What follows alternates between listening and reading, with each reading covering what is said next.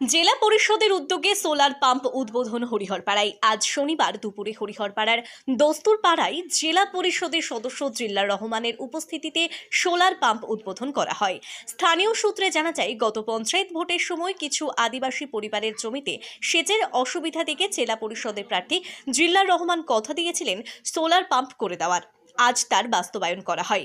এই সোলার পাম্পে খুশি এলাকার সাধারণ মানুষ। জেলা পরিষদের সদস্য জিল্লার রহমানের সঙ্গে উপস্থিত ছিলেন হরিহরপাড়া গ্রাম পঞ্চায়েত প্রধান, উপপ্রধান ও বিশিষ্ট সমাজসেবী জিন্নাত আলী, আমিনুল ইসলাম সহ আরও অনেকে। আমাদের খুব খুশি মনে হচ্ছে এটা যে আমাদের দিল্লি রাজা সাহেব এই সোলারটা বসিয়ে দিল।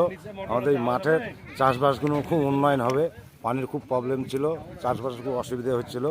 আমাদের জন্য খুবই একটা উন্নয়ন কাজ করলো, তাতে আমরা ধন্যবাদ জানাই দিলদার সাহেবকে।